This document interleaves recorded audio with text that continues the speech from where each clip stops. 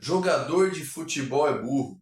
Quantas vezes você não ouviu essa frase? Além de ser preconceito, é uma frase totalmente equivocada. Eu vou explicar para você a importância do estudo na formação integral do atleta e também no rendimento dele no campo. Vem comigo, eu sou o professor Marcelo Guimarães e você está no Toque do Mestre.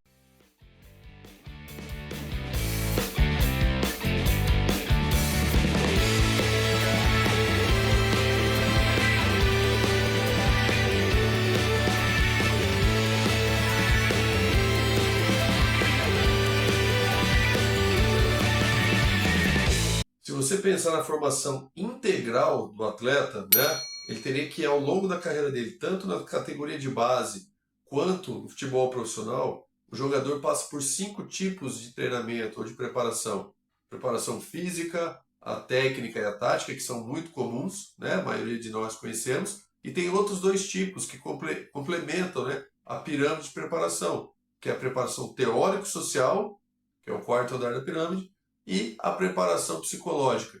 Muito pouco se faz em relação à preparação teórico-social do atleta, porque durante anos o jogador de futebol foi taxado como burro e também muitas vezes os diretores, os treinadores não tinham capacidade para treinarem jogadores críticos, né? Então, como é muito mais fácil você treinar quem não questiona, eles não faziam questão que os jogadores tivessem acesso à cultura ou até mesmo a conhecimentos básicos, porque quando o jogador é inteligente, ele faz questionamentos tanto da forma de jogar, da forma de treinar, quanto a carreira dele. Então, um atleta que faça um acompanhamento e que tenha uma ideia teórico-social, ele tem uma carreira muito mais longa, ele tem um fim de carreira, né? E uma saída dessa fase, dessa transição de jogador para fazer a próxima atividade profissional dele muito mais tranquila, porque em muitos casos, muitas vezes o jogador não estuda, larga o estudo e quando termina de jogar não tem o que fazer, e a vida do jogador, mesmo tendo uma prolongada, dando uma prolongada, né, nos últimos anos, vai no máximo até 40 anos, 35 anos, então uma vida curta profissional.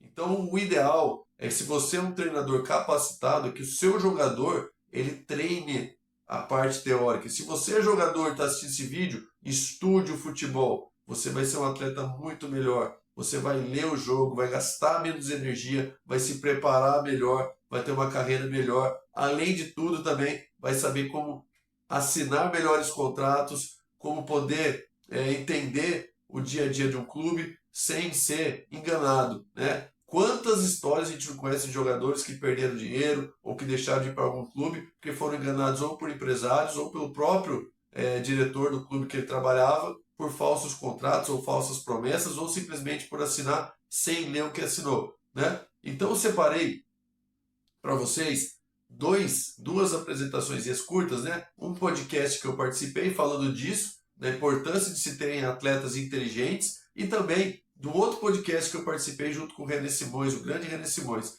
Então a gente vai ver esses 2 vídeos e também separei um trecho muito bacana do saudoso Cilinho, que era um treinador muito à frente da época dele, que incentivava o estudo, né? Uma entrevista que ele deu à Rede Globo de televisão. Muito bacana e espero que vocês assistam até o final, porque vai ser de muito bom aprendizado para vocês, tá bom? Então olha aí a importância de se ter jogadores inteligentes. E se prepare, se você é treinador, o nível cultural dos jogadores tem aumentado. Eu dou os meus cursos para os meus atletas. Os meus atletas e o profissional vai encaixar nisso também. Eles vão ter aula teórica. Você estava presente lá na época do Corinthians, os caras adoravam aula teórica. Teve vários aí que foram estudar futebol depois daquilo, entendeu? Então a gente tem aquela mística, Fábio, de que o atleta, que o jogador de futebol é burro, que não gosta de estudar. Burro é quem comandava eles, que queria que eles fossem burros, porque um cara burro não questiona nada, é aquilo e pronto, entendeu?